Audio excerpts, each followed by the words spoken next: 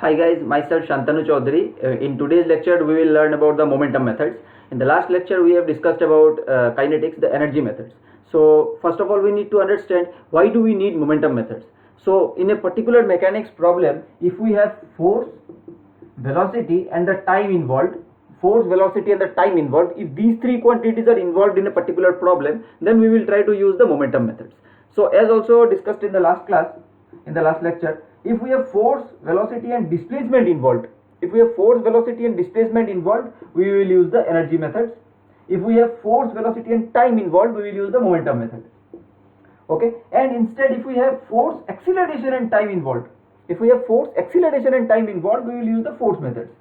So all these three methods have been already told about. So today we will learn about the momentum methods. These two methods has been discussed in the earlier lectures. So you can please go through the earlier lectures to learn about these two methods. Okay. So in today's lecture we will discuss about the momentum methods. Okay. So let's see what do we understand by the momentum of a particle. So the momentum of a particle, so let's say we take a coordinate system like this. So let's say a particle is there. So it's having a velocity like this, let's say v vector. Okay. So the linear momentum of this particle of mass m, is defined as momentum p vector is equals to mass times velocity of the vector. Okay. So linear momentum p vector is given as mass times the linear velocity vector of the particle. Okay. This velocity is with respect to a stationary frame or a static frame of reference. This frame of reference cannot move. Okay, this is with respect to a static frame of reference. So the mass times linear velocity of the particle is what we call as the linear momentum of the particle. Okay, so this is what we call as the linear momentum of the particle. Okay, so now in the earlier lectures we have seen that Newton's second law is valid for this kind of inertial frames. Let's say we have this Newton's second law, this summation of all the forces is equals to mass times acceleration. Okay, so if we have this particle being acted upon by several forces, okay, several system of forces is acting on this particle, then we know from Newton's second law that sum of all external forces is equals to mass times the acceleration of the particle. Okay, and this acceleration is with respect to a stationary frame or an inertial frame of reference. Okay, so an inertial frame, as we know, an inertial frame can have a velocity also, but acceleration should be zero. Okay, an inertial frame is a frame which is either at completely rest or it can move with a velocity but it cannot have any acceleration. Such kind of frames are called as inertial frames, and Newton's second law is valid with respect to such kind of frames. Okay, but the momentum of a particle is defined only with respect to a stationary frame of reference. Okay, even this momentum, even if any of the frame moves with a uniform velocity, that will be a non-inertial frame. If the frame moves with a uniform velocity, that frame will be an inertial frame, but momentum will not be defined with respect to that frame. Okay, momentum of a particle will be defined only with respect to a static frame of reference. Okay, so in that case we will say that mass times the linear velocity with respect to static frame of reference is what we call as the linear momentum of the particle. Okay, so now let's see from this equation, if we integrate this equation with respect to time, let's say, so summation of f vector dt, this is equals to integral m dv vector, right? This is equals to m dv vector dA by dt, so dt is taken in that side. Okay, so now we can integrate. So if we let's say integrate for the time instant from t1 to t2. Okay, so t1 is the initial time instant when these forces are applied. Okay, so t1 is the initial time instant when these forces are applied. Okay, and after time instant t2 these forces are removed. Let's say initially the particle is moving with some velocity, some u. Let's say the initial velocity of this particle is, let's say, u vector. Okay, let's say the initial velocity of this particle is u vector. Okay, at certain instant t1 we apply some system of forces on this particle. Okay, at a certain instant t1 we apply some system of forces on this particle. Okay, because of which this particle changes something. Okay, let's say this particle changes something and acquires a velocity v vector. Okay, after time instant t2, and in that time instant t2 we remove all the forces. Okay, that means these forces act for an interval of time t1 to t2. Okay, these forces act for an interval of time t1 to t2. So we are integrating from t1 to t2. Okay, we are integrating from t1 to t2. So this quantity, this can be written as further as this quantity. Let's keep it like this. Okay, summation of all f force vectors times dt is equals to initial final velocity minus initial velocity. Okay, so this we can write it as from u vector to v vector. Okay, since at time t1 the initial velocity was u vector, and at time t2 the final velocity was v vector. Okay, so mv vector minus mu vector. So this mu we can bring it in this side. So mu vector plus integral t1 to t2 summation of all forces. Okay, so what we see from this equation is that the initial momentum of the system plus the sum of all external forces which acted for a certain instant. Okay, these forces summation of integral over the time summation of all forces is equals to the final momentum of the system. Okay, so this quantity integral f dt, so this quantity integral f dt is what we call as the impulse. Okay, so this quantity is what we call as the impulse. Okay, this is what we call as the impulse.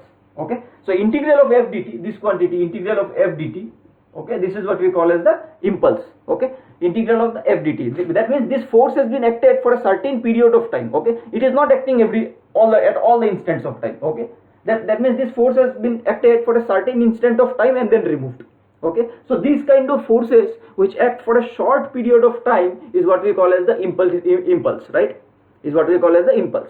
Okay, so this integral f dt is called as the impulse, and this quantity, this summation implies the impulse due to all the forces, the impulse due to all these forces. Okay, sum of the impulses of all the forces. Okay, impulse due to this force plus impulse due to this force plus impulse due to this force. Okay, sum of the impulses of all forces. Okay, so initial momentum plus sum of all external impulses is equal to the final momentum of the system. Okay, so this is what we call as the impulse momentum principle.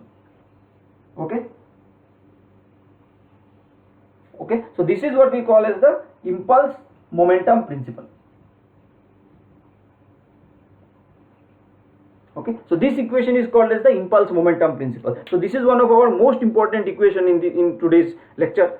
So this impulse momentum principle will be frequently used to solve problems. Okay, so what do we understand? Initial momentum of the system plus the sum of all external impulses is equal to the final momentum of the system. Okay, so this we will use to solve problems. Okay, initial linear momentum plus sum of all external impulses, linear impulses, is equal to the final linear momentum of the system. Okay, so you see this equation, this is a vector equation. Okay, this is a vectorial equation, so we can resolve these equations in two components, along the x and along the y, and these two equations are independent of each other. Okay, as we will see in the problems. Okay,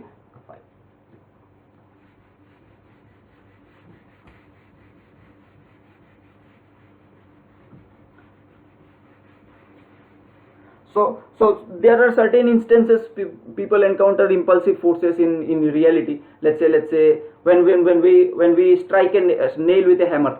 Let's say if we have a nail and we strike it with a hammer, so the hammer exerts an impulsive force on the nail, because of which the momentum of the nail changes and it moves forward. Okay, so this is one of the example. Collisions are some of the examples of impulsive forces. Okay, so we will try to see and solve certain problems. Okay, so let's see. So before we solve some problems, let's derive a corollary of this equation. Okay, so this is our one of the most important equation. This is called as impulse momentum principle. Okay, initial linear momentum plus sum of all linear impulses is equal to the final linear momentum of the particle. Okay, so we are deriving with respect to particle, so this is for a particle. Okay, now let's say for a certain type of problem, let's say sum of all external forces becomes 0. Okay, let's say for a certain type of problem, sum of all external forces becomes 0. Okay, if the sum of all external forces becomes 0, then what we have? Initial momentum of the system. The initial momentum of the system is equals to the final momentum of the system. Okay, So the initial momentum is equal to the final momentum, right? So we see the initial momentum mu vector is equals to the final momentum mv vector. Okay, so this is what we call as the law of conservation of momentum. Okay, this is what we call as the conservation of momentum. Conservation of momentum. Okay, so what is the basic idea when the momentum will be conserved? We should not have any external impulses acting on the particle, right? We should not have any external impulses acting on the particle or any external forces acting on the particle. So if there is no force, there is no change in momentum. So if there is no external force or external impulse, the total momentum of the system will remain conserved. Okay, this is what we call as the law of conservation of momentum. Okay. So you see, in most of the collision type problems, the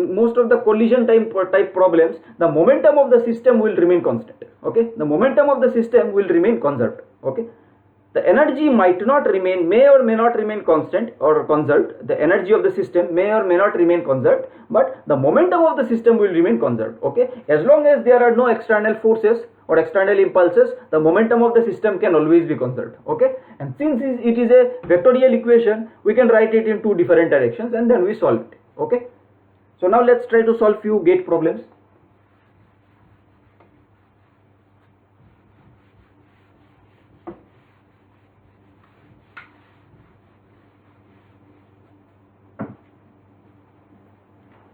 So this is a problem from GATE 2020.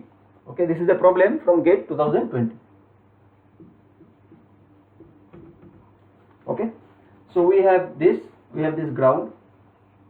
There is a mass like this m1. This is m1.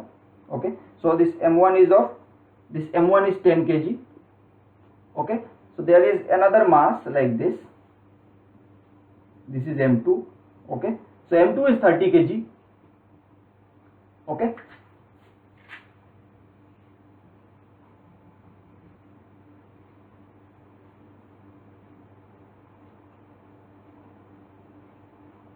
okay, so this distance is 1 meters.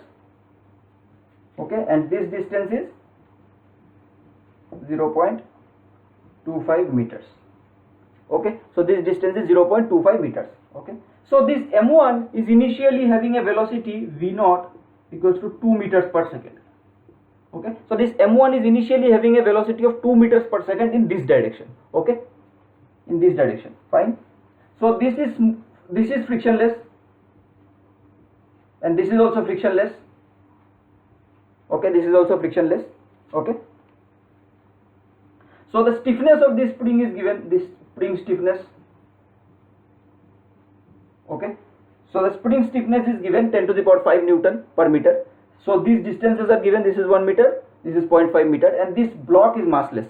Okay, so this board attached to the spring, this is massless. Okay, this board attached to the spring, this is massless. Fine. Okay, so this particle is moving with a velocity of 2 meter per second. Okay, okay, this collides with this mass m2. Okay, this collides with this mass m2 and sticks together. These two mass after collision sticks together and they move as a whole and strike this block over here. Okay, they strike this block over here and it compresses the spring by a certain amount. Okay, so we are required to find out what is the compression in the spring. Okay, so we are required to find out what is the compression in the spring. Fine. Okay, so as a first step in solving these kind of problems, what do we do is that we take a coordinate system. Okay, so we will take a coordinate system.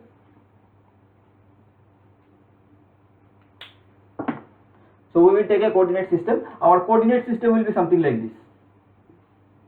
Okay, this is our x. So this is our positive direction. Okay, this is our positive direction. Fine. So since we do not have before, so we will divide this whole problem into two different steps. The first step, this mass having a certain momentum strikes this mass and gets embedded together and starts moving as a whole. So this is one set. Fine. In the next set, this as a whole object strikes this spring and compresses it by a certain amount. Okay, so this is another step. Okay, so in the first step we have to look only between this and this. Okay, so in the first step we see we do not have any external impulses acting along the x direction. In the x direction we do not have any external forces. Okay, so the total momentum of the system will be conserved. So the total momentum is m1 v0. Okay, m1 v0, and since this is in the positive direction, so this is positive. This is equals to, finally these two gets embedded together, right? These two gets combined together, so both of them will have the same velocity. When these two masses gets combined together and moves together as a whole, both of them will have same velocity. So the total mass is m1 plus m2. Okay, let's say some v2. Okay, so this v2 is unknown. We are required to find out this v2 first. Okay, this v2 has to be found out first. So from this we see v2 equals to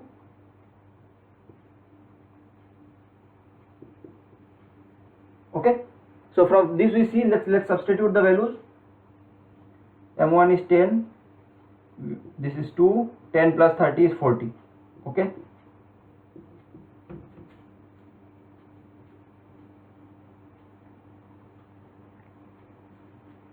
okay, so we have half meter per second.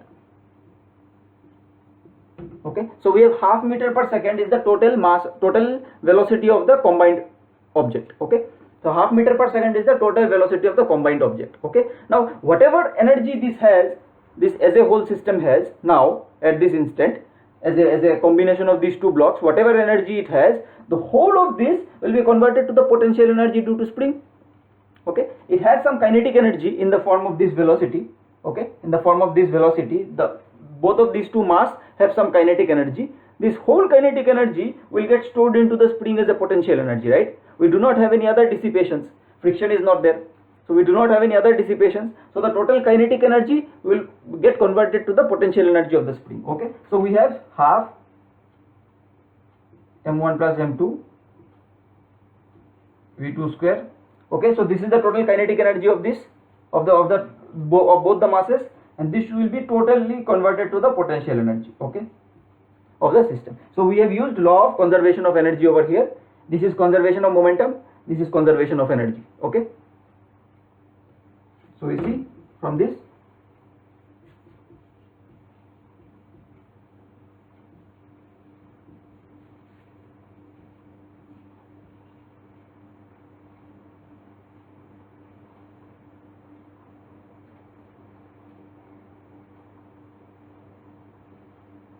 okay.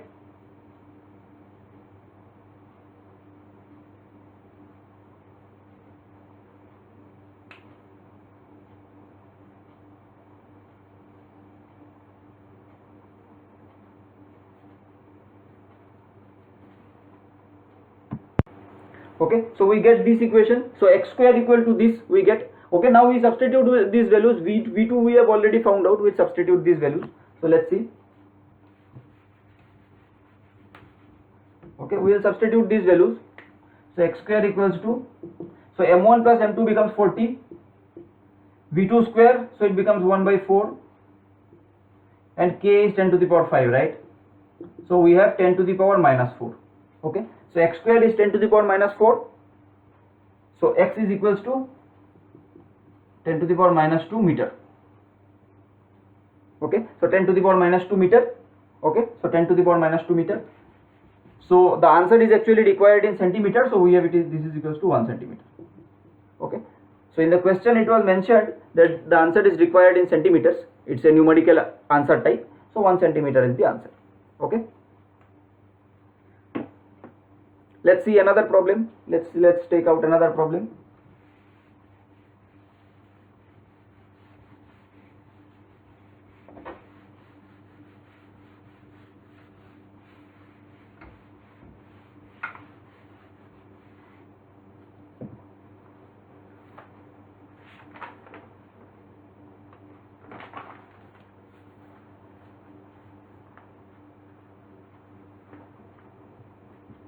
Okay, so let's try another problem.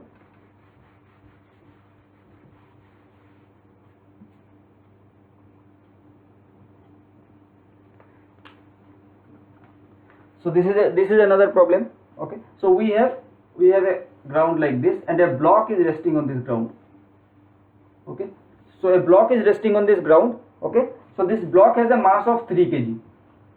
Okay, so this block has a mass of 3 kg. Okay, so a bullet a bullet is moving in this direction, okay, bullet is moving in this direction. The mass of this bullet is given as 60 grams, okay. So a bullet of 60 gram mass with a velocity 600 meter per second, okay. Okay, so the initial velocity of the bullet is 600 meter per second and 60 gram is the mass of this bullet. This is moving towards this block and this block is at rest, okay. So when this bullet strikes this block, it perforates this block and comes out of this block, okay. It perforates this block and comes out with a velocity of 400 meter per second, okay. So a bullet is coming, bullet of mass 60 gram, okay, velocity 600 meter per second, comes and hits this block of 3 kg mass initially at rest, and it perforates and comes out with a velocity 400 meter per second, okay. And this block is seen to have traveled, okay, through a distance of 2.7 meter, okay. This block moves by a distance of 2.7 meter, okay, and then comes to rest, okay, and then comes to rest. We are required to find out what is the friction coefficient, okay. Okay, since this block, when this bullet hits this block will attain some velocity, right? This block will attain some velocity. Once it attains some velocity, and this body will come out, that is okay. So once it attains some velocity, it has some kinetic energy, right? That kinetic energy gets dissipated due to friction, okay. So we are required to find out what is the coefficient of friction, okay. We are required to find out what is the coefficient of friction, okay. So as a first step, we see that when an object is coming in this direction, okay, and it hits this block, right? So we see that there is no external forces acting on it, okay. We do not have any external forces acting on this system, fine. So since we do not have any external force, so we can conserve the momentum. So we will conserve the momentum. So let's take a coordinate system like this, okay. So our positive direction is this. This is our positive direction now, okay. According to our coordinate system, fine. This is our positive direction, okay. So we can write the momentum equation in this x direction, okay. Let's take this as particle number 1. Let's take this as particle number 2, okay. So we have initially m1 u1, okay. This is positive, it is acting in this direction. This is equals to m1 final velocity v1 plus, we assume that this block starts moving in this direction, okay, or it is also given in the question. So this block is also moving in this direction, so momentum is also positive, plus m2 v2, okay. So we do not need to assume, it is given in the question that this block moves in this direction, okay. So m2 v2, fine, okay.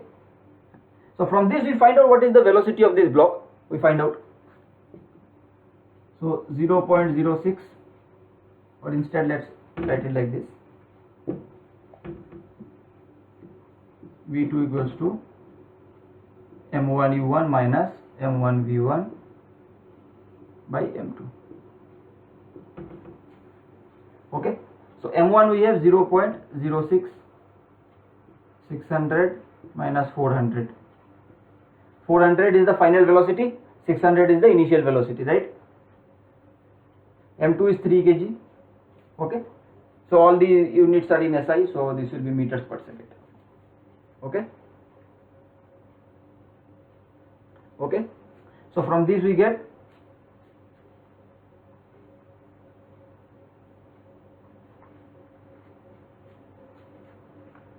(200)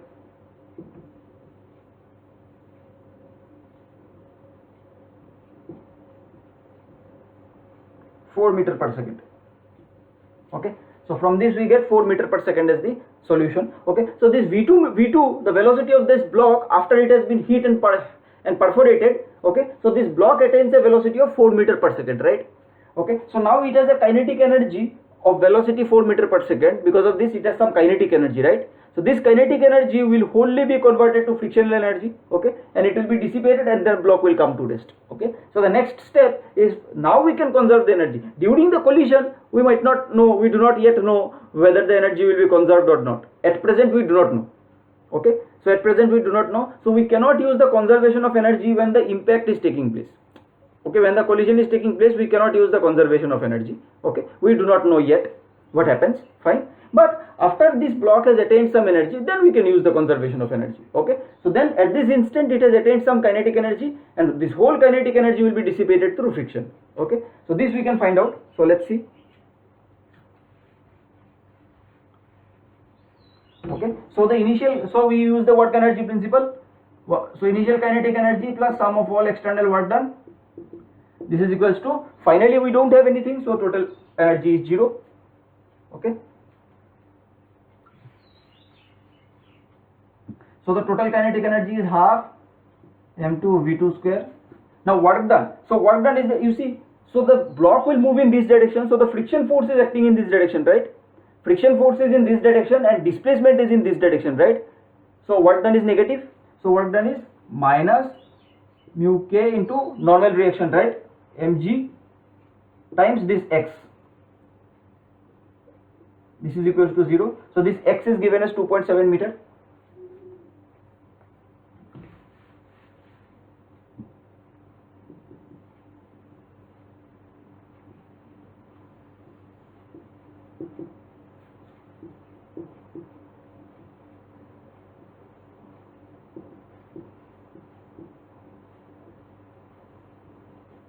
Okay, from this if we solve, okay, if we solve, we will get the coefficient of friction as 0.302. Okay, so from this we will get the coefficient of friction as 0.302, which is the solution to our problem. Okay,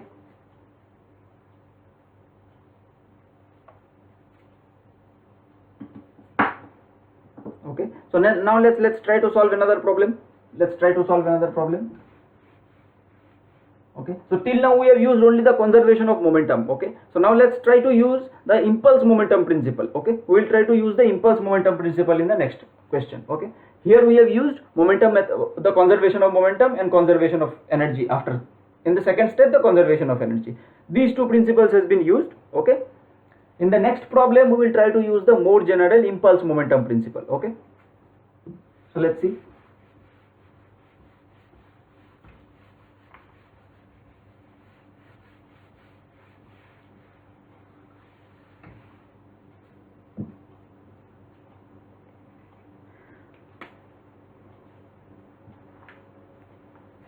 So the question is this, so we have an inclined plane like this. Okay, we have an inclined plane like this and a block is there. Okay, so a block is there. So the mass of this block is given as 6 kg. So it is initially having a velocity in this direction, v0 is equals to 20 meter per second. Okay, so the initial velocity of this block in this direction down the incline is given as 20 meter per second. Okay, so this angle is given as 15 degrees. Fine. Okay, and this is at time t equal to 0. At time t equal to 0, we start applying a force like this. Okay, we start applying a force like this in the upward direction. Okay, this we start applying a force. Okay, we start applying a force. So we are required to find out what is the velocity of this block. Okay, what is the velocity of this block v after time t equals to 8 seconds. Okay, after time t equals to 8 seconds. Okay, what is the velocity of this block? Okay, we are required to find out. Okay, so the variation of this p, so this p is not a constant force, so the p starts applying at t equal to 0 and it is applied like this. Okay, so the variation of p as a function of time is given in the question, so it is something like this.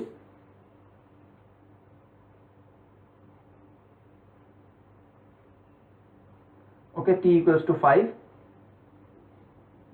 this is 50. Okay, so the variation of p, the p varies like this. Okay, so p varies like this. Initially it starts from 0, okay, and it varies parabolically, quadratically up to 50 Newton till time t equal to 5 seconds. After that it remains constant. Okay, so this is the variation of p. So this type of force has been applied into this block. Okay, so what is the velocity attained by this block at time t equal to 8 seconds, we are required to find out. Okay, so first of all, let's identify what are the different types of impulses acting on the system. You see, so from time t equal to 0 to 8 seconds, we have an impulse of this force. This force will apply an impulse. Okay, this is an impulsive force, this is variation. Also the impulsive force due to this weight is also there, right? So we will write down this.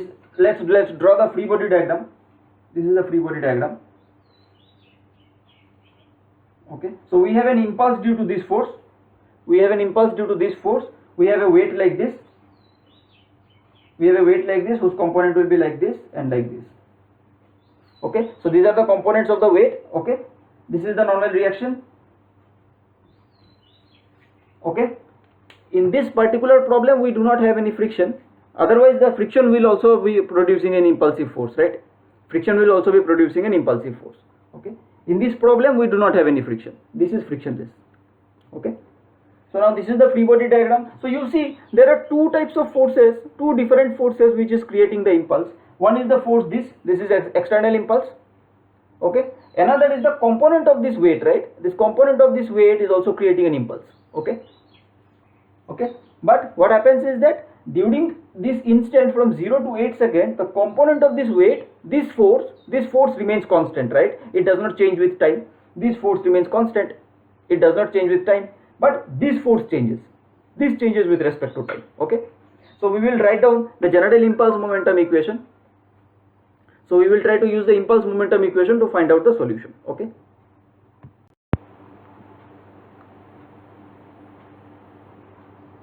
okay, so let's write down the impulse momentum equation. So the first step in solving such kind of problems is to take up a coordinate system. Okay, so we will take up a coordinate system like this. Okay, so this is our coordinate system.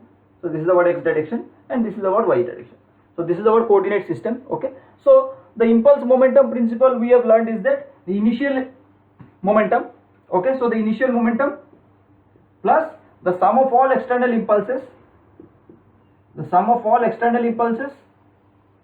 this is equals to the final momentum of the system. Okay, okay, so this vectorial notation is unnecessary now since we have x direction variation only. So the impulse equation will be written only in the x direction. Okay, so we see the x is in this direction, so the initial momentum is in this direction, right? So which is negative, so we have minus mv0.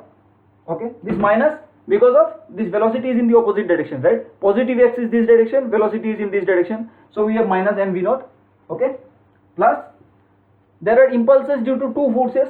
One of them is this integral 0 to after 8 seconds, right? We need velocity after 8 seconds, so integral 0 to 8 p is a function of time dt. Okay, so this is the impulse due to this p force. Okay, so this impulse is positive, this is along the positive x direction. Okay, whereas this weight is acting in the negative direction, this weight is acting in the negative direction, so we have minus again, so integral 0 to 8 mg sin theta dt, right? So this is theta, let's say this is theta. Okay, so in this case we see this mg sin theta force is constant, right? So within this integral this force is constant, we can take it out, of the integral, but here we cannot take out. This p is varying with time, so we cannot take out of the integral, but mg sin theta we can take out of the integral, right? So this is equals to the mass times final velocity, right? So this velocity is unknown, this we are required to find out.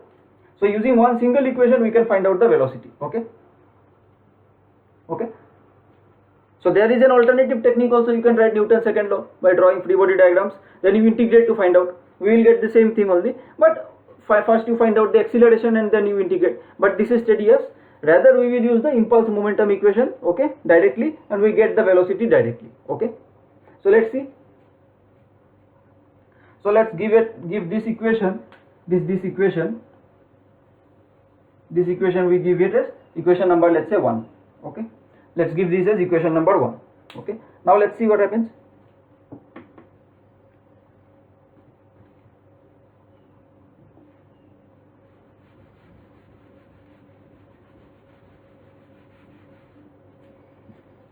Now you see this is a parabolic curve, from 0 to 5, right? T equals to 5, so we have P is equals to a parabolic variation, right? A parabolic variation starting from 0 and ending at 5, right? So it should be a t square, right? Since it is passing through origin, so a t square plus bt plus c, right? It is passing through origin, so we have c0. Okay, also the slope here is 0, right? dp by dt, the slope is 0, so this b is also 0. Okay, so this b is 0, so p we have a t square. Okay, so now from here we see that at t equals to 5, p should be 50, right? So 50 is equals to a times of t equals to 5, 25, right? So 25 2, so we get a is equals to 2. Okay, so the equation for p is p equals to 2t square. Okay, so this is the variation of p equals to 2t square. This is the variation of p, right? So this we will substitute in this integral and we will integrate. Furthermore, you see this 2t square is valid only up to t equals to 5 seconds, right? This is valid only for t equals to 5 seconds, after which p becomes constant. Fine. Okay, so let's find out what is this impulse.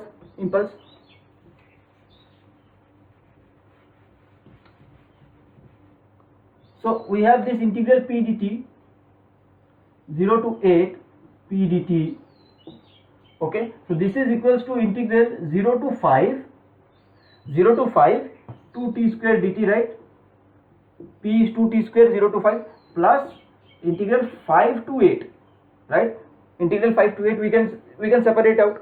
This is the property of definite integral, we can separate it out. Okay, now 50 dt. Okay, 50 dt.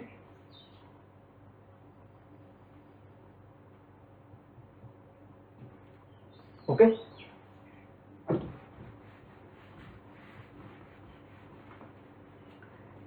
so we have 2t cube by 3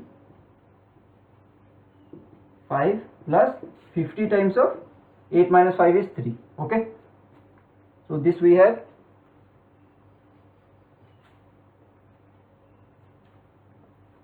83.33 plus 150. Okay, so this is our impulse. Okay, so this is only the impulse due to this integral p dt, right? Fine. So now from equation we will start from equation 1 again. We have marked equation 1 earlier, so we will take that equation. So we have minus mv naught, right? So mass times v naught, so 6 into 20. So mass was given as 6 kg, right? So 6 into 20 minus, okay, minus mg sin theta into delta t, right? Okay,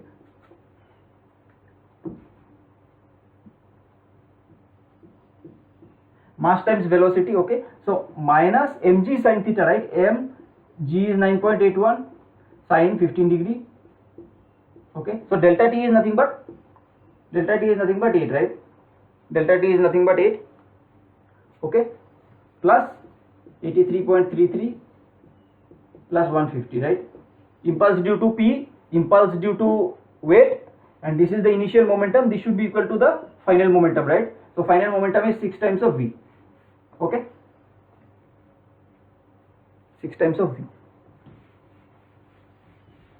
You see that in the final momentum we have not taken any plus minus, we have taken directly the positive, right? So let's see what happens. Let's see. Once we solve this equation, from this we get v. By solving this equation we get v is equals to minus 1.42382. Okay, so we get v equals to minus 1.42382. That means initially we have assumed the v to be in the positive upward direction, but this minus signifies that the v is still in the downward direction. Our assumption was wrong and the block is still finally coming down. Okay, so that's why this is minus 1.4232 meter per second. Okay, so this is the solution. Okay, so this problem showed one of the applications of the impulse momentum principle. This impulse momentum principle is very important. This is what we have seen. Okay, fine. So now we will try to look into a different type of class of problems which we call as the collision problems, right? Okay, we will try to see what do we understand by collision problems. Okay.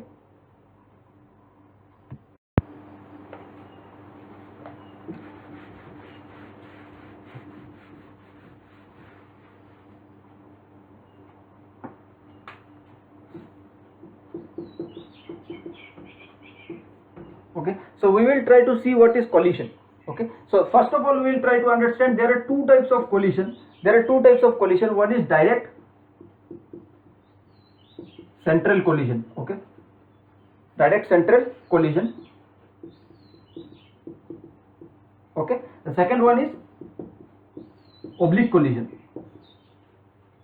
Okay, we have second one is the oblique collision. Okay, so the first one is direct central collision and the second one is oblique collision. We will see one by one what happens in each of these. Okay, so let's first see what do we understand by direct central collision. Okay, direct central collision means if one of the object is moving like this, okay, and the second object also, they are in the same line. Okay, they are in the same line, they are moving along the same direction or opposite direction, but along the same line. Okay, so the velocity of the other particle may be in this direction or in this direction, any of them, but along the same line only. Okay, so their center of mass actually of these particles lie along the same line. Okay, so this is what we call as a direct central impact. Okay, so that means the direction of the velocities are either same or opposite. These are the only two possibilities. Okay, in such kind of problems, you see, when the collision takes place, let's say the initial velocity, this is particle 1 and this is particle 2. Okay, so let's say these are the two particles, this is particle 1 and this is particle 2. Let's say initial velocity of 1 is u1 and initial velocity of 2 is u2. Okay, after the collision, let's say each of these particle moves, let's say like this. The velocity of this is, let's say, v1, velocity of this is v2. Okay, okay, so this is moving. Okay, so this impact will take place only when u1 is greater than u2, right? This will collide with this only when u1 is greater than u2, otherwise not. If these two are equal, then they will have same distance between them. If u1 is less than u2, then this will separate out, they will never collide. Okay, so only possibility for collision is u1 has to be greater than u2, then only these two will collide. Okay, so let's say these two are moving in this collides, and after that the velocity of this is v1 and the velocity of this is v2. Okay, let's say the mass is m1, mass is m2. Okay, okay, so now you see, because of this thing, we do not have any external forces involved, so along this direction the momentum has to be conserved, total momentum. So we write down the momentum equation. We see m1 u1 plus m2 u2. Okay, this is the total momentum, initial momentum of the system. See, from the impulse momentum principle, we do not have any impulses, so that is 0. This should be equal to the final momentum, right? So the final momentum is m1 v1 plus m2 v2. So you see, this is a vector equation, so there has to be some plus minus involved, but here we have assumed that all the directions are in the same, so all of these are plus. Accordingly in a problem, plus and minus has to be used. Okay, accordingly. So now you see, we have only one equation. This is the only momentum equation. Okay, so when this collision takes place, we cannot comment anything about the energy. Okay, we cannot write the energy conservation during this collision. Okay, this energy conservation is not valid. We do not know what happens to the energy. Energy may remain constant or may not remain also. Okay, so energy may be conserved or may not be conserved. There are certain cases in which energy can be conserved, but as a general idea, energy of the system will not be conserved. Okay, energy of the system will not be conserved. We will see for certain instances when energy is conserved, we will see, but as a general idea, energy is not conserved. So we have only one equation. And there are two unknowns, right? So for this we need another extra equation in the velocities so that we can solve this problem. Okay, so this velocities, this relation between these two velocities is provided by what we call as the coefficient of restitution. Okay, coefficient of restitution. Okay, this is what we call as the coefficient of restitution. Okay, so the coefficient of restitution is given by E, small e, lowercase, is given as V2 minus V1 divided by U1 minus U2. Okay, so V2, final velocity of particle 2 minus final velocity of particle 1 divided by U1, initial velocity of 1 minus initial velocity of 2. You see, V2 minus V1 by U1 minus U2. It's not U2 minus U1. It's V2 minus V1 divided by U1 minus U2. This is what we call as the coefficient of restitution. Okay, this is what we call as the coefficient of restitution. So from this equation, you see, the coefficient of restitution is dependent on the geometry, the impact velocity, the surface characteristics and the material. Okay, so this E is dependent on the velocities, is dependent on the type of material, is dependent on the geometry also. In these three factors this E depends. So based on different types of problems we have different E values. Okay, so this E value will remain. From this E value we can find out a relationship between V2 and V1. Okay, so we can find a relationship, another relationship between V2 and V1, then we will use this equation to solve the problem. Okay, so with this we can find out, with these two equations we can find out the final velocities of the system. Okay, now let's see what do we understand by oblique collision. What do we understand by oblique collision? Let's see.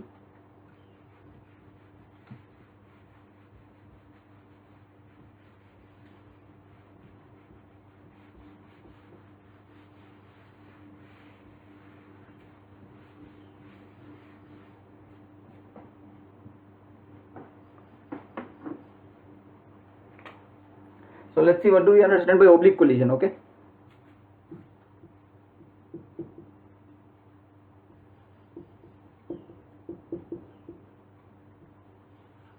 okay, so let's say we have a particle like this, okay, moving in this direction, okay, with a velocity v1, or sorry, let's say moving with a velocity u1. Okay, u1 is the velocity and this is the direction, so this angle is, let's say, theta 1. Okay, okay, this is mass m1. We take another particle, let's say we take another particle like this, we take another particle like this. Okay, so this particle is moving in this direction, let's say with u2, with an angle, let's say theta 2. Okay, okay, so these two particles will move like this and collide, and then we'll separate out. So after the collision, let's say these two particles collide at this point. Okay, these two particles collide at this point. So we have two directions over here. You see, this is what we call this direction, and we have another called this one. Okay, so this red line is called as the normal direction, and this black line is called as the tangential direction, right? So this is the normal direction and this is the tangential direction. Okay, after that, after the impact, let's say this moves like this and this moves like this. Okay, so let's say this is particle number 2, this is 2, this is 1, this is 1. Okay, so let's say this is v2 with some angle theta 2 prime, let's say this is theta 1 prime with velocity v1. Okay, okay, okay, so we have after the impact, so initially u1, u2, m1, m2, theta 1, theta 2 all are known. Okay, we are required to find out v1, v2, theta 1 prime, theta 2 prime. Okay, so there are 4 unknowns, so we need 4 equations to solve. Okay, so how to solve? We will try to write down the momentum conservations, right? Energy is, we cannot comment anything about energy, so momentum conservations can be written along the n direction and along the t direction. Okay, whenever there is an oblique impact, always try to take up coordinate system along the normal direction and along the tangential direction. Okay, so we will try to take up such kind of coordinate system. So let's say momentum conservation along the n direction. Okay, we have a momentum conservation along n direction, so we have m1 u1 cos theta 1, okay, which is in n direction. Let's say this is our positive n, this is our positive t. Okay, m1 u1 cos theta 1 minus, because this is in this direction, right, u2 m2 u2 cos theta 2, right? This is the initial momentum of the system, and this is equals to final momentum, right? So final momentum, you see, m1 v1 cos theta 1 prime minus, right, minus m1 v1 cos theta 1 prime, okay, plus m2 v2 cos theta 2 prime. Okay, okay, so we have 4 unknowns, so we have written one equation. Okay, what are the other equations? You see, whatever impulse that has been acted, so this block will apply some impulse on this, and then equal amount of impulse, because of Newton's law, equal amount of impulse will be acted on this block also, right, in this body also, right, equal amount of impulse. So the impulse acts only along the normal direction. In the tangential direction we do not have any impulse.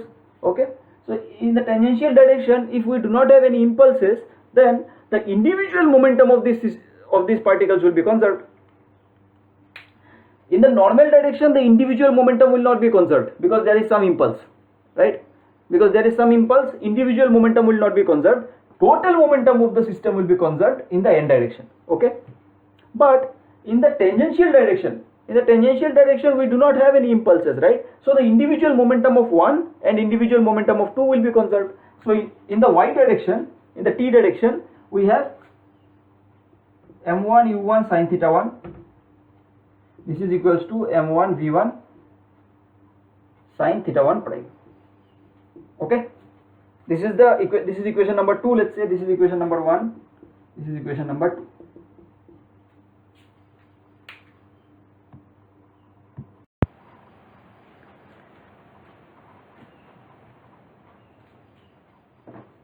So we have individual momentum of each of these particles will be conserved because there is no external impulse along the tangential direction. So the individual momentum of each of the particles will be conserved. Okay. Similarly, we can write for 2 m2 u2. Now u2 sin theta is positive, right? It is along the positive direction. So u2 sin theta 2 is positive. This is m2 v2 sin theta 2 prime. Okay. So these three equations we have. Okay, so we have three equations, 4 unknowns, right? So we need another equation, right? So another equation will be provided by the coefficient of restitution. Okay, so another equation will be provided by the coefficient of restitution. So let's see. So now since we have 4 different components of velocity involved in this is complex scenario, so how do we write the restitution coefficient?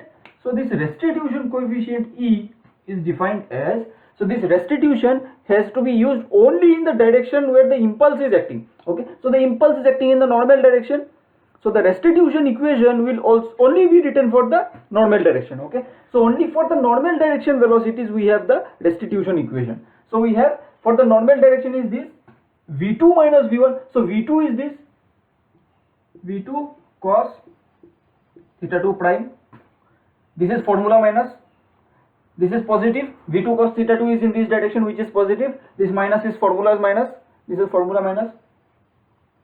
Okay. Minus. Now you see this V1 cos theta 1. This is the negative n direction, right? This is in the negative n direction. So minus V1 cos theta 1 prime. Okay. Okay. According to our direction, this is minus V1 cos theta 1 prime. So V2, this is formula minus V1. V1 is negative, right? By u1 minus u2. You see u1 is in this direction, which is positive. So u1 cos theta 1 minus, now you see u2. So this quantity is in this direction, right? So this is opposite to this. So this is formula minus, this minus. So velocity component itself is negative, minus u2 cos theta 2. Okay. So this is the restitution equation. Okay, so this is the restitution equation. From this we have another relationship. So we have 4 equations, 4 unknowns. We can solve and find it out. Okay, we can solve and find out the required unknowns. V1, V2, theta 1 and theta 2 prime. Okay. So so now let's see different classifications. What happens to this velocity? Okay, as we change the impact velocities, what happens to this restitution coefficient? Let's see. Okay.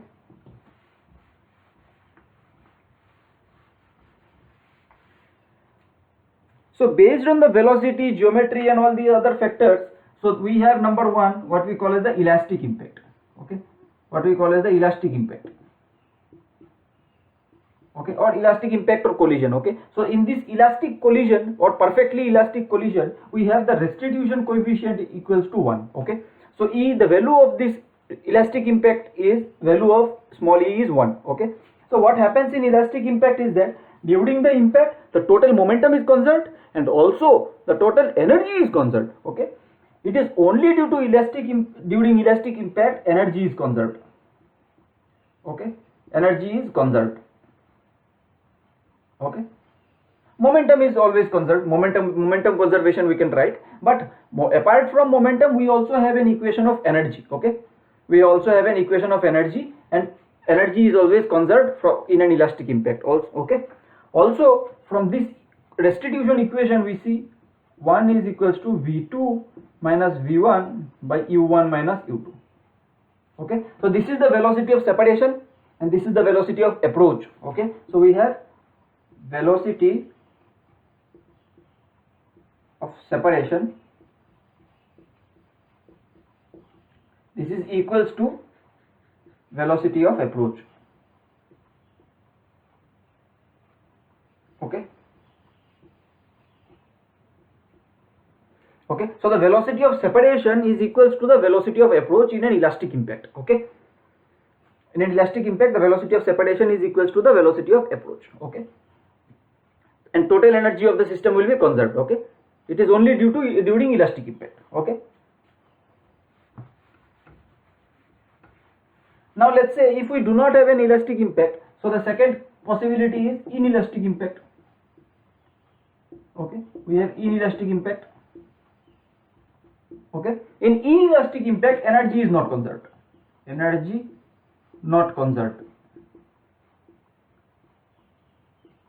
Okay, so energy is not conserved and the value of E, this value of coefficient of restitution lies between 0 and 1. Okay, the value of this coefficient of restitution will lie between 0 and 1. Okay, this has to be specified in the question, then only we can solve the problem. Okay, this restitution coefficient we cannot find out.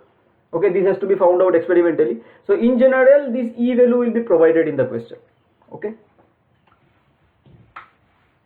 and the third type of possibility is,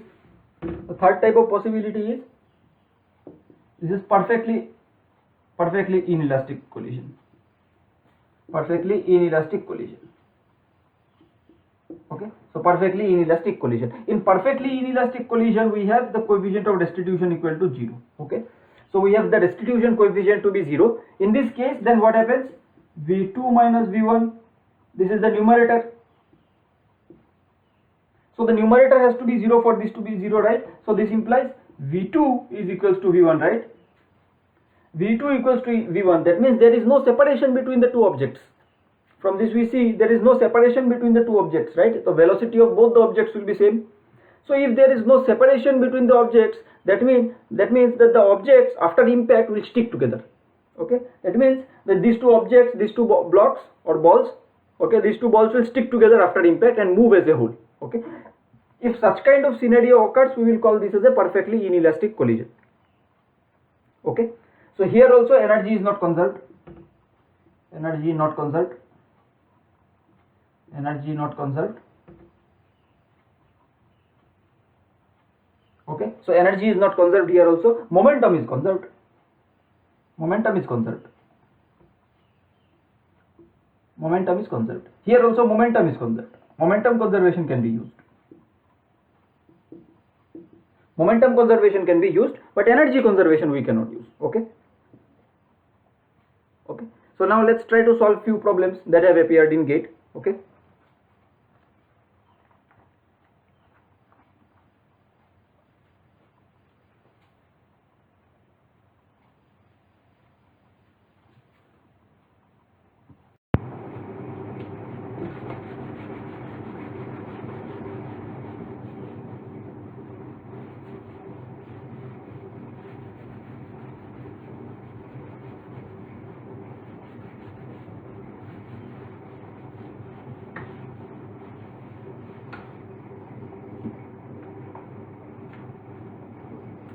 This is from GATE 2019. So GATE 2019. So we have an object moving like this. So this is of mass m1 equals to 3 kg. This is moving in this direction with a velocity u1 is equals to 4 meter per second. Okay. This is moving with 4 meter per second. There is another object. Okay, m2. This m is unknown. Okay, it is at rest. Okay. So it is given that it is a perfectly elastic collision. Perfect elastic collision. Okay. Perfect elastic direct central impact. It is given. Okay. So after this impact,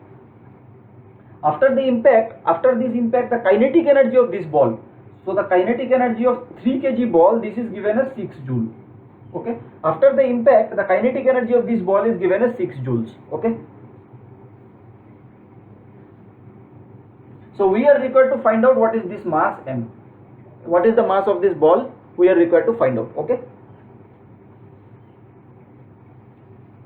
okay, so let's, from this equation, let's find out what is the final, after impact, what is the final velocity of this block. Let's say this is body 1, this is body 2.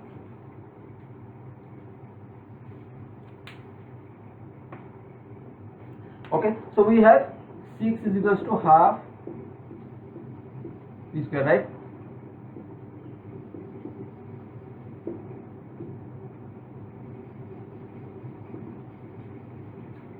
Okay, so v square equal to 4 meter per second. So we have v should be equals to plus minus 2 meters per second. Okay, so this v should be plus minus 2 meters per second. So this is where people do mistakes. You just take the plus sign, this will be wrong. Okay, why? Because after the impact, what happens to the direction of this velocity is yet unknown. We do not know the direction of the velocity. Okay, so this v has to be taken to be plus and minus, both possibilities has to be taken. Okay, we do not know after the impact what happens to the direction of the velocity, this is unknown. So that's why we have taken both plus and minus. Okay, we have taken both plus and minus. Now what we will do is that we will write down the momentum conservation. Okay, so we have m1 u1, this is the initial momentum, and this should be equal to final momentum, right? m1 v1 plus m2 v2. Okay, so from here we see that m is unknown and v2 is also unknown. So we have two unknowns. We need two equations, right? So this is one of the equation. Another equation will be from energy conservation. See, it is a perfectly elastic collision, so we have energy conservation here. Okay, so from this we find mv2 is equals to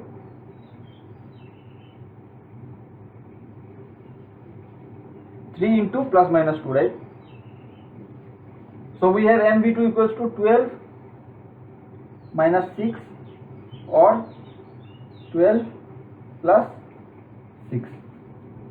Okay, 6 or 18. So this is 6 or this is 18. Okay, so mv2 will be either equal to 6 or mv2 will be 18. Okay, so these are the final momentum of this block. Okay, these are the possibilities. Okay, so now let's write down the energy conservation equation.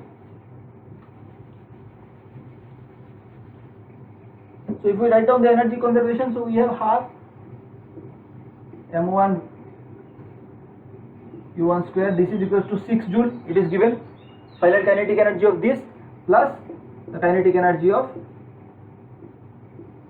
this block. Okay, so this is the total energy conservation. So from this we see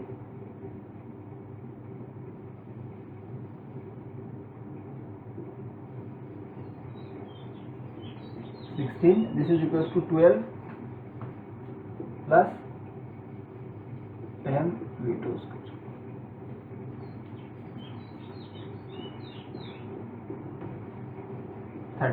Okay, from this we see that mv2 square equals to 36. So we know mv2 is equals to either 6 or mv2 equals to 18, right? We can substitute it over here.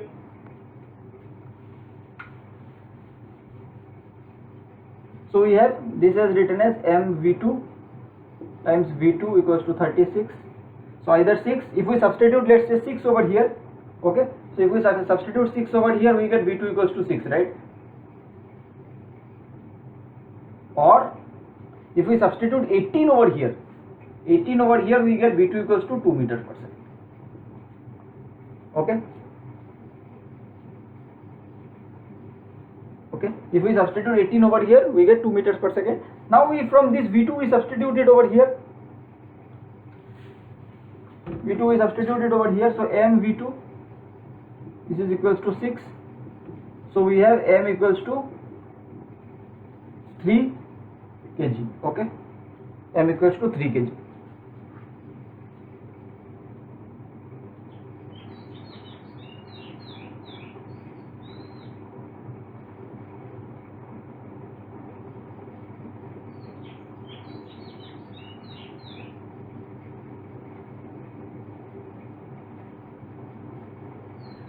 Okay, so there is a mistake, sorry, I apologize for this. So if we substitute 6 over here, if we substitute this 6 over here, we get m equals to 1 kg, right? We substitute 6 over here, we get m equals to 1 kg, or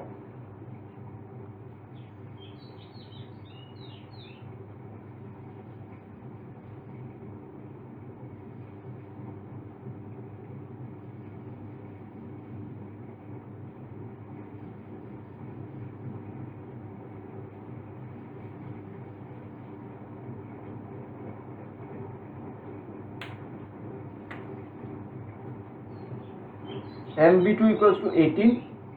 Okay, this one. So from this we find out m equals to, we have to substitute v2 equals to 2, right? v2 equals to 2 has to be substituted over here. We get m equals to 9 kg. Okay. Okay. So when we substitute 6, v2 is equals to 6, right? From this we get m equals to 1. When we substitute mv2 equals to 18, we have v2 equals to 2, right? We substitute over here to get 9 kg. Fine. So these are the two solutions. So the mass of this object is equals to either 1 kg or 9 kg. Okay.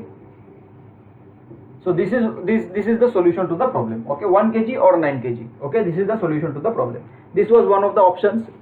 Okay, one of the options. This was one of the options, 1 kg or 9 kg. Okay, the 4 options were 1 kg, 9 kg, 1 or 9 kg, and none of these. Okay, so 1 or 9 kg is the solution.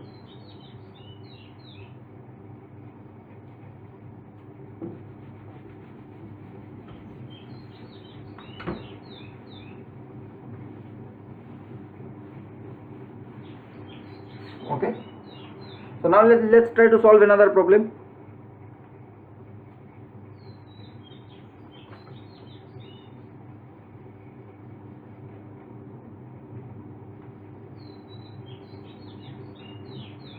Let's try to solve another problem.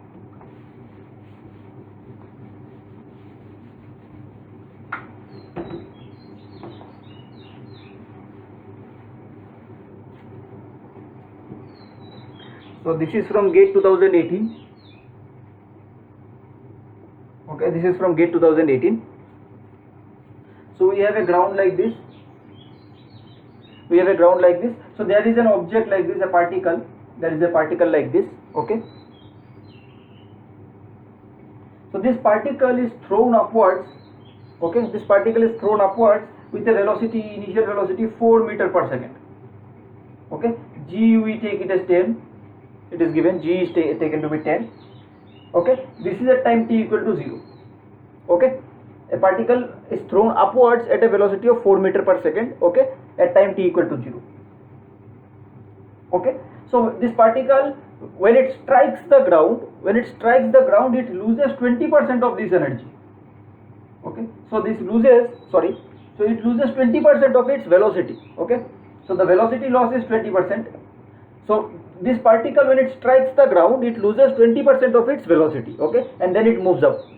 Once it strikes the ground, it loses 20% of its velocity and then moves up. Okay, so after how much time, we are required to find out after how much time this body will come to a rest. Okay, after how much time the velocity of this body will be 0. Okay, we are required to find this out. Okay, after how much time this mass comes to rest. Okay, so let's see. You see, initially this body is thrown at u equals to 4 meter per second. It goes upward and then comes down, right?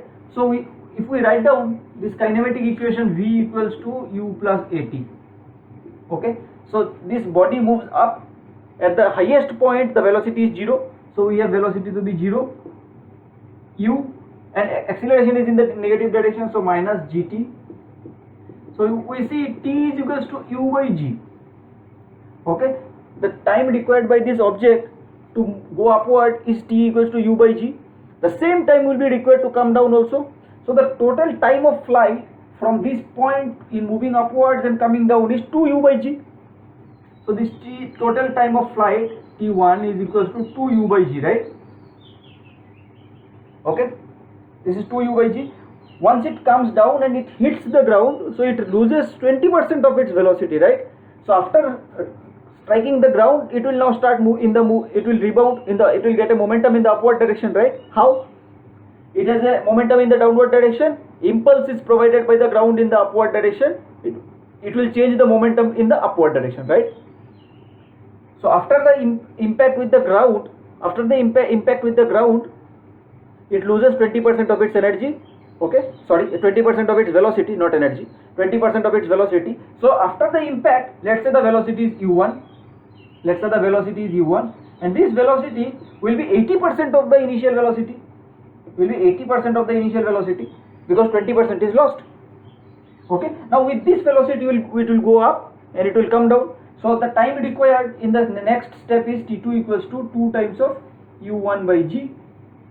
u1 is this. Time required in this second step will be 2 times of u1 by g. u1 is this. Now again it will lose another 20% of this, right? So u2 is equal to 80% of u1. u1 is again 0.8 times of u. So we see there is a pattern, right? Every time it comes and hits the ground, it loses 20% of its velocity. So the pattern is like this. Okay. So the total time required in coming to a halt for this mass is sum of all these time instants. Okay, sum of all these time instants. So you see the total time required is t1 plus t2 plus t3 plus ... Okay, so this is an infinite series. So we see t1 is 2u by g, t2 is 2 into 0.8 u by g, t3 is 2 into 0.8 into 0.8 u by g,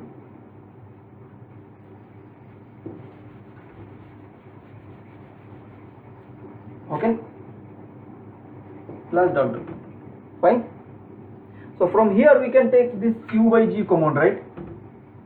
So we can take this 2u by g common. Okay, so we have 1 plus 0.8 plus 0.8 square. In the next we have 0.8 cube plus ... Okay, so as you can see, this is what we call as a geometric progression series, right? This is a geometric progression series, right? So we have a common ratio of 0.8 in this series. Okay, if you can recall, so this is a geometric progression series, GP series, okay, where we have a common ratio of 0.8. Okay, it is an infinite GP series. Okay, so the sum of an infinite GP series, is given as a by 1 minus r, right? Where a is the first term and r is the common ratio. This is the sum of an infinite GP series. Okay, so we can substitute over here 2u by g times 1 divided by 1 minus 0.8. Okay, so a is the first term and r is the common ratio. First term is 1, common ratio is 0.8. Okay, divided by 10, 0.8.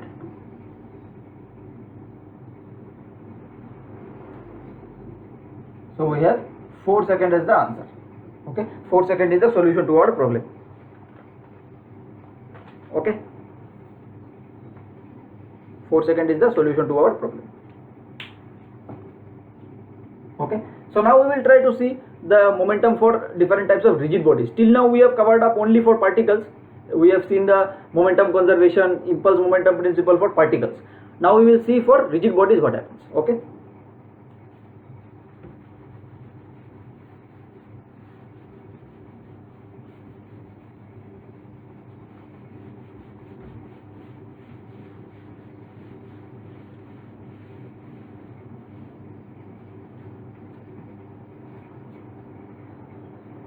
So now let's say we have a rigid body like this. Okay, so this is what we call as the center of mass G. Okay, so the total mass of the rigid body is m. Okay, now first of all let's understand what do we understand by linear momentum of this rigid body. Okay, so linear momentum of this rigid body, this linear momentum p vector of this rigid body, this is defined as mass of the body, okay, mass of the body times velocity of the center of mass. Okay, so velocity of the center of mass times the mass of this total rigid body is what we call as the linear momentum of the rigid body. Okay, this is what we call as the linear momentum. Okay, This is what we call as the linear momentum of the rigid body. Okay, this is what we call as the linear momentum of the rigid body. Okay, so now let's understand what do we understand by angular momentum. Okay, this is an important concept, this angular momentum. Okay, so this is also this quantity is also called as moment of momentum. Okay, moment of momentum. Okay, as we say that moment of a force, right? Moment of a force, we will have a similar definition like moment of momentum. Okay, momentum. So moment of momentum, this is also called as angular momentum. Okay, so angular momentum or moment of momentum, right? So if we have a particle like this, let's say this is our coordinate system. Okay, this is our coordinate system, and if we have a particle like this, let's say it is moving at a direction like this with a velocity v vector. Okay, it has a mass like this. Okay, so now let's say this is our origin. So we have a position vector like this. We have a position vector like this. This is the position vector to the particle. Let's say this is r vector. Okay, so since we see that a particle can only translate, right? So a particle can only translate. It can only translate. There is no rotation in a particle defined for a particle. So for a particle, we can still define the angular momentum or moment of momentum. So for a particle, the angular momentum about point O, the angular momentum h about point O, this is the vector quantity. This is defined as position vector from O. Okay, position vector from O cross mass times velocity. Okay, moment of momentum, right? You see r cross f, a moment is given as r cross f, right? This is the definition of a moment. This is the definition of a moment, r cross force, the moment of a force, r cross f. Similarly, we have moment of a linear momentum, r cross linear momentum, right? This is r vector cross linear momentum, right? So moment of momentum, this is why it is called as moment of momentum or angular momentum. So this is a r cross mv gives us the angular momentum of a particle. Okay, so this is a type of translational angular momentum. Okay, you understand, this is called as a translational angular momentum. Okay, so this is what we call as a translational angular momentum.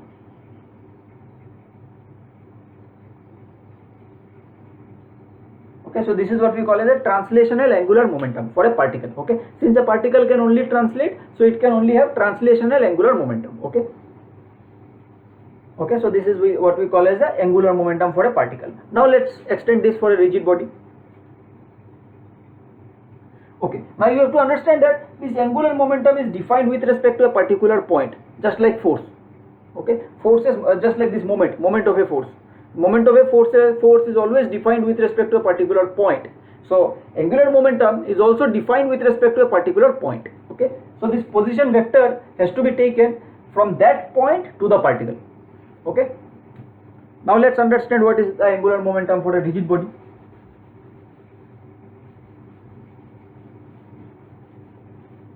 You see, for a rigid body, so this convenient point is what we call as the center of mass of the rigid body. Okay, so this is the center of mass. Okay, this is the center of mass. So the linear momentum of the particle is given as mv vector, right? Mass times velocity of center of mass. This is what we call as the linear momentum. Okay, now you see a rigid body in a planar motion can have three different types of motion, right? Pure translation, fixed point rotation, and general plane motion, right? So we have seen that earlier. So we have general plane motion. So a general plane motion constitutes of translation plus rotation. Okay, so we should have translational angular momentum as well as rotational angular momentum, right? Since the rigid body can have translation and rotation both, so we will have translational angular momentum and also rotational angular momentum. Okay, so rotational angular momentum, you see,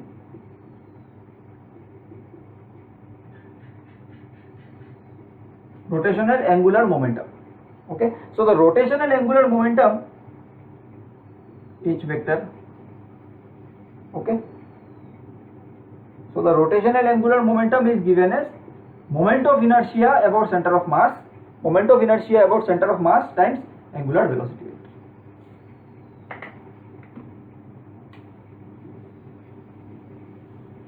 Okay, so this is what we call as the rotational angular momentum of a rigid body. Okay, this is what we call as the rotational angular momentum of a rigid body. Okay.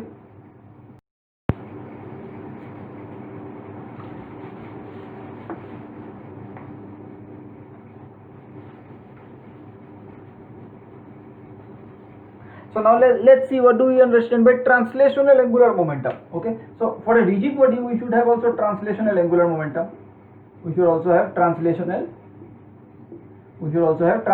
angular momentum. Okay, so if we consider the coordinate system at the center of mass, okay, so this r vector, okay, from this point to the center of mass, that is equal to 0. Okay, so if we have the translational momentum is defined as r vector cross mass times velocity of the center of mass. Okay, so this is the translational angular momentum of the rigid body from some point O to G. Okay, translational angular momentum is defined as from some point O to G or some point P to G cross mass times velocity of the center of mass. This is what we call as angular momentum translational. Okay, translational angular momentum of the rigid body. Okay, this is what we call as the translational angular momentum of the rigid body.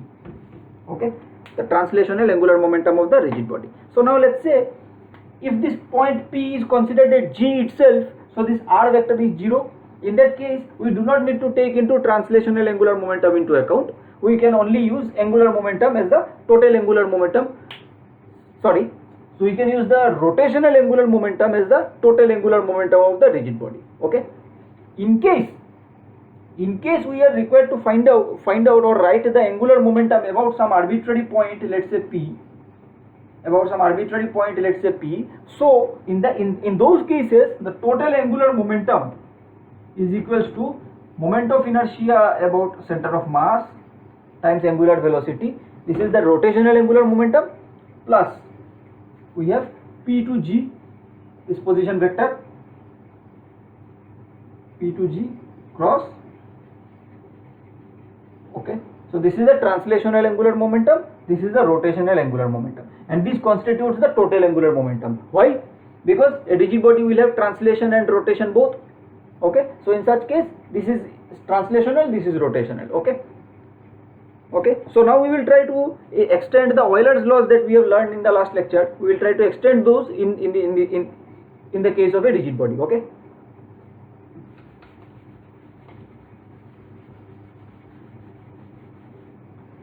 So Euler's first law, from Euler's first law we had this: sum of all forces equals to mass times acceleration of the center of mass, right? This was Euler's first law. So if we integrate with respect to time, we get total linear momentum plus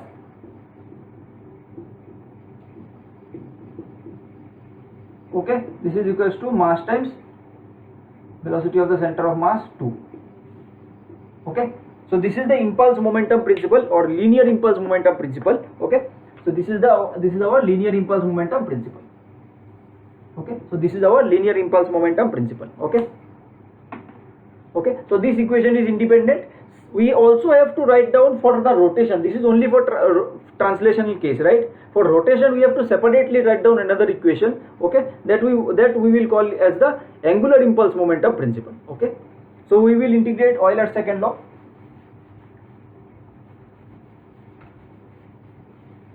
So we will integrate Euler's second law of motion. Okay, so from second law we know that sum of all moments, okay, this is equals to, we know this, right? This is our Euler's second law of motion. So now if we integrate this with respect to time, we get Ig omega, okay, plus sum of all angular impulses. This is sum of all angular impulses, right? Sum of all angular impulses, this is equals to final angular momentum of the system. Okay, so this is what we call as the angular impulse momentum principle. Okay, so this is what we call as the angular impulse momentum principle. Okay, so this is about with respect to the center of mass. We can change it to some other points also, but that we will not complicate. We will always try to write down with respect to center of mass only. Why? The advantage is that we will not have this r cross mv term. Okay, if we write down this angular impulse momentum principle with respect to the center of mass, we will not have any translational component of the angular momentum, right? As we have seen earlier, the position vector will be 0. We will not have any translational angular momentum of this about center of mass. This r vector will be 0, right? So this is the advantage. This becomes much more simpler. So we call this as the angular impulse momentum principle. Angular impulse momentum principle. Okay. So this is one of the most powerful equation of dynamics.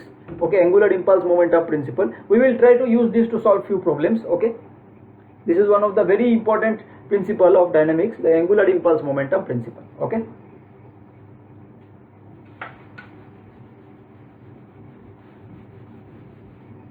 Okay, now you see one special case.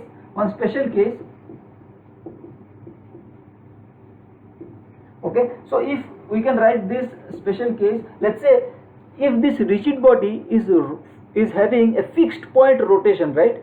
A fixed point rotation. So in that case, the total angular momentum about this fixed point O, let's say this is hinged at O, this is point O, this is hinged. Okay, so this is given as moment of inertia about this hinge times angular velocity. Okay, only for fixed point rotation. Okay, this is only valid for fixed point rotation. This is only valid for fixed point rotation. So angular momentum about point O is equals to moment of inertia about O times angular velocity. Here we were using moment of inertia about G, moment of inertia about center of mass. Okay, if we have a fixed point rotation, only in that case moment of inertia about O times angular velocity. Okay. Okay. If we use some other point apart from G and O, let's say some other point, in that case moment of inertia times this point times this is not correct. Okay, moment of inertia about this point times angular velocity, this is not correct. Okay, then we will have other terms also. So we will not complicate, simply we will use about this point, moment of inertia about this point times angular velocity. Okay, or moment of inertia about G times angular velocity. Okay, this is the total momentum of the system. Okay, this is the total momentum. Now let's try to solve few problems.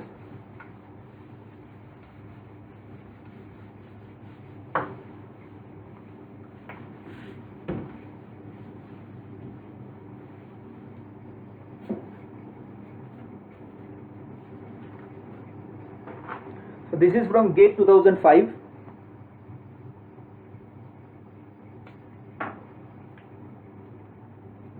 So this question is from GATE 2005.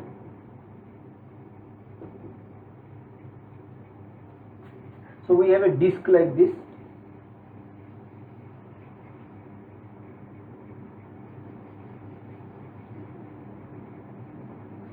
This is the center. So we have a wheel like this. Okay, this is a wheel. Okay, mass is 20 kg. This is a wheel of mass 20 kg. Okay, this radius is 1 meter. This radius is 1 meter. So we have a clay like this. Okay, this is a mass of clay 1 kg. Okay, this is moving like this with a velocity of v equals to 10 meter per second. Okay, with a velocity of 10 meter per second. Okay, it comes over here, it is moving like this, it strikes at the center and gets embedded to this.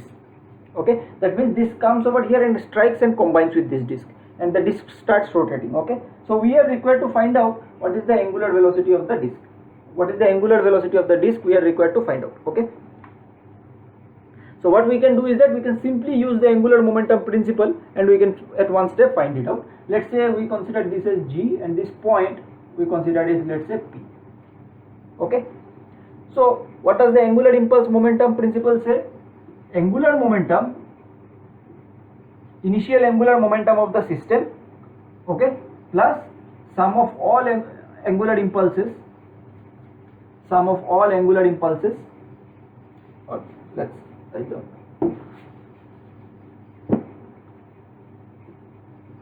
angular momentum about P plus sum of all external angular impulses. Angular impulses will be moment, right? R cross F. Okay, dt. Okay, this is the angular impulse. Okay, angular momentum, initial angular momentum plus sum of all angular impulses. Okay, sum of all angular impulses, this is equals to final momentum of the system. Okay, so we are writing this angular momentum about this point P. We can also write about G. Okay, we can also write about G, but it will be easier if we write it with respect to P. Okay, we are writing with respect to P. Okay, so initially we see that this object comes and hits at this point and gets stuck.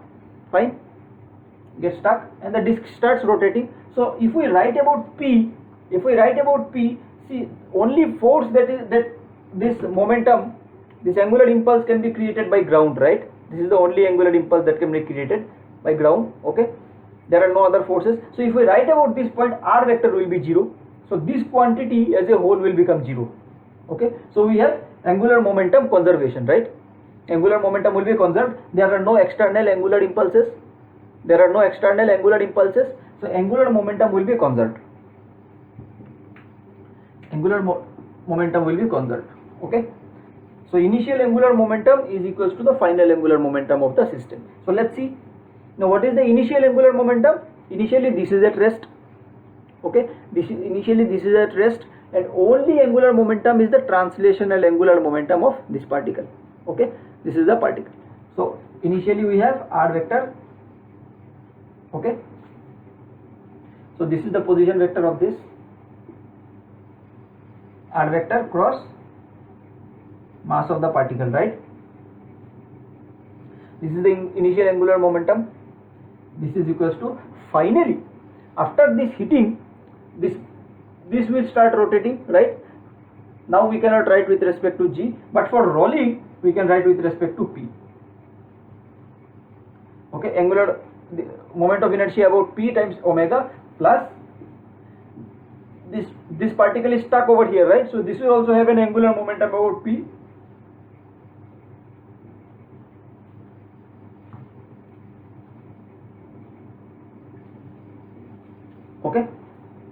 Okay, so this quantity is because of this particle will be stuck over here and it will be moving, right? So it is still having an angular momentum R cross mv. Okay, this is R cross mv. Okay, this is still having, this is for the particle, this is the total angular momentum of the disk. Okay, so now we write down individual. So R cross m1v, so m1v is in this direction, right? Okay, m1v is in this direction, so the perpendicular component of this position vector is this quantity, right? This radius of the disk is the perpendicular component to this mv, right? So we have radius of the disk times m1 times v0, right? This is v0. This is equals to plus radius times mass times. Now this velocity will be equals to r omega, right? Radius times angular velocity. So radius times angular velocity. Okay.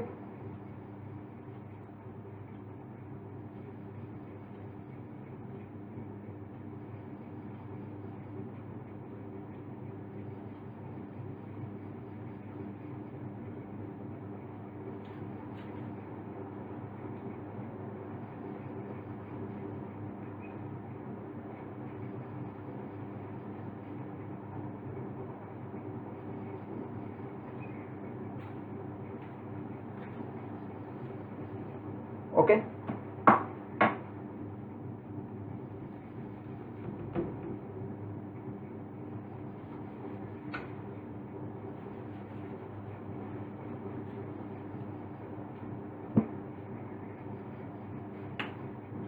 So this radius is, we can write down radius. So about this, for a you see, for a wheel, the moment of inertia about center of mass is mr square, right, by 2. Okay, for a disk, mr square by 2 is the moment of inertia about center of mass. Okay.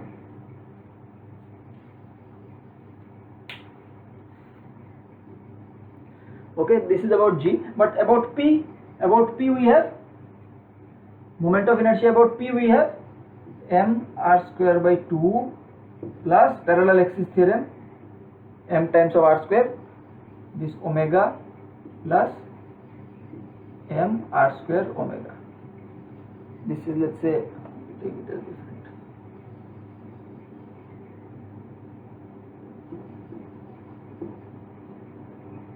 Okay, now we can substitute.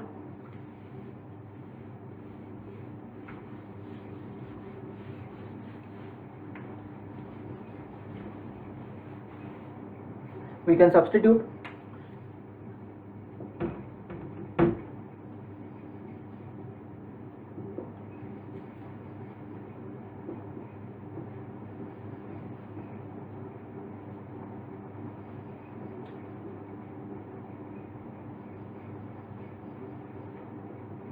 So radius is given as 1, so we can forget this. So we have 2 m1 v0 is equals to 3 capital M.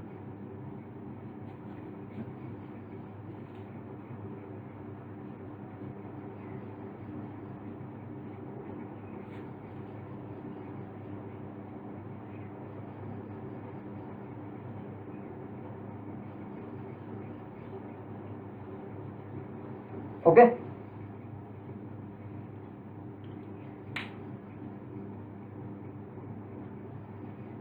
So now we can substitute the values.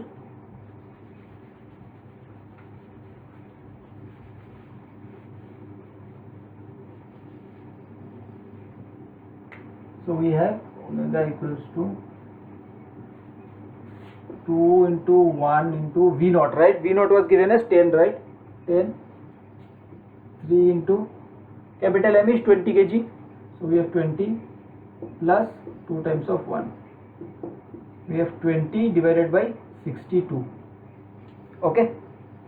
So this we have 10 divided by 31. Okay, so 10 by 31, which is almost equivalent to 10 by 30. This is equals to 1 by 3. Okay, so 1 by 3 is the answer to the problem. Okay, this was a gauge problem, so where we have used angular momentum principle. Okay.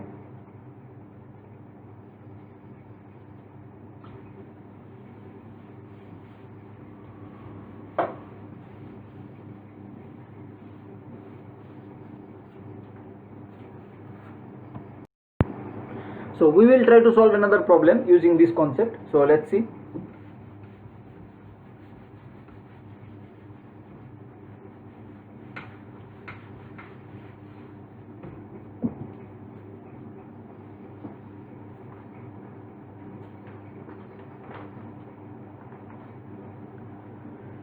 Okay, so we have a hinge. So this is another problem. So we have a hinge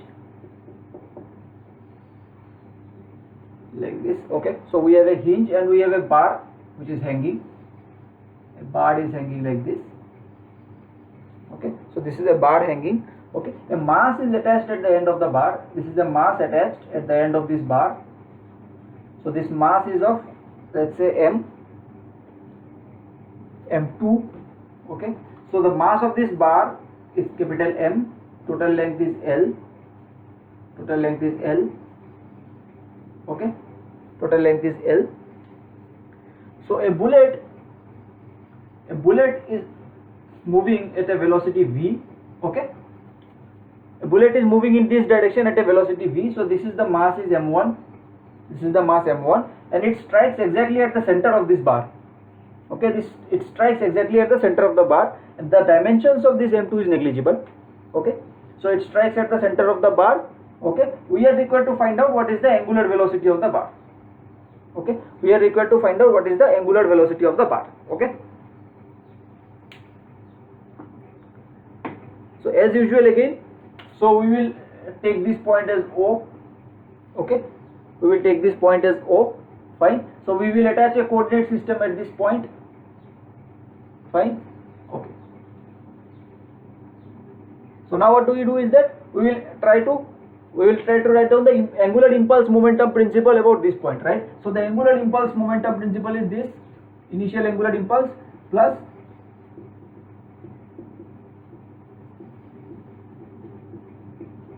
sum of all external impulses, sum of all external angular impulses. This is equals to the final angular momentum of the system. Okay. Okay. So now we see whatever impulse is produced, their impulse will be produced at the hinge reaction only. The impulse, if we write about the center of mass, we will have to take these hinge reactions into account. Angular impulse due to hinge reaction into account. Okay. So since this will complicate our problem, so we will try to write down with respect to O. Okay. In this case, we will not have any this quantity. This angular impulse term will not be there. Okay. Angular impulse term will not be there.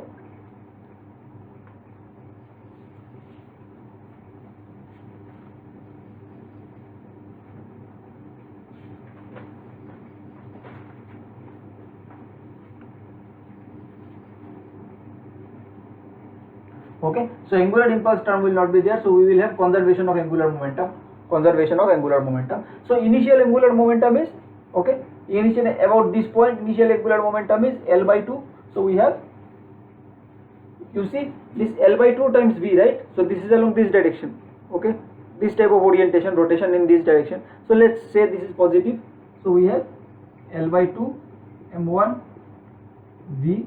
Okay, this is the initial angular momentum. This is equal to final angular momentum. So final angular momentum for this bar, okay, so we have I O times omega, right, plus this mass, angular momentum of this mass, it is L times of M2 times of velocity of this, right, velocity of this is L omega. Okay, so we have I naught is nothing but M, sorry,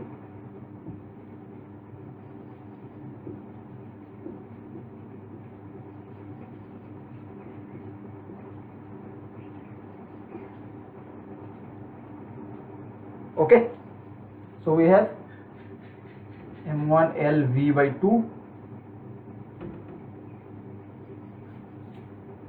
So we have ml square plus 3 m2l square divided by 3.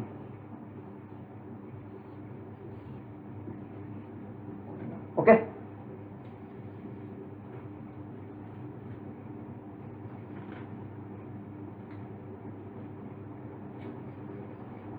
Okay.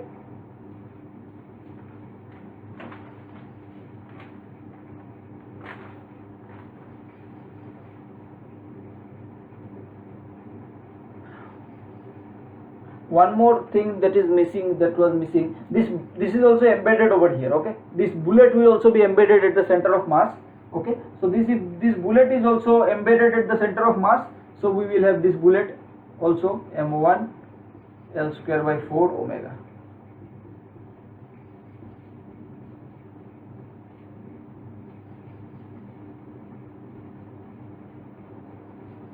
Okay, so this bullet hits at this point and gets stuck over there. Okay,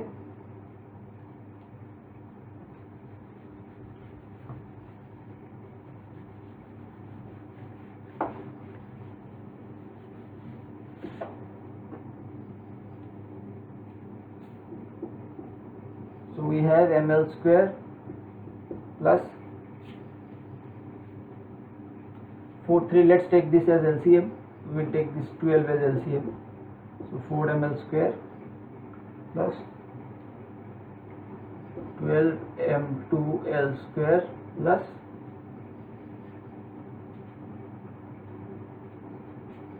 3 m1 l square times omega. Okay, so we have omega is equals to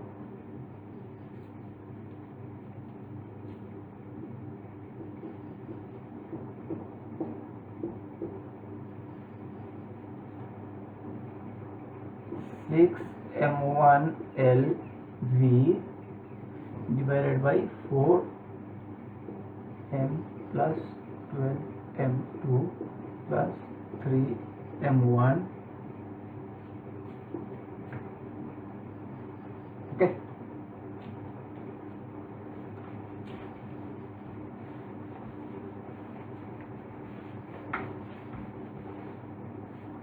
this L will get cancelled.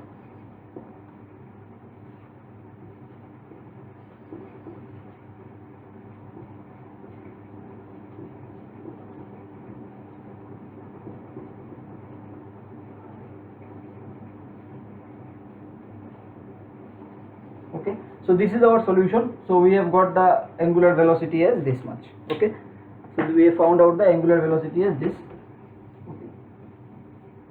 So this angular impulse momentum principle is useful when we have some angular motion involved. This angular impulse momentum principle becomes very useful, and we can use it in certain problems as we have seen. Okay.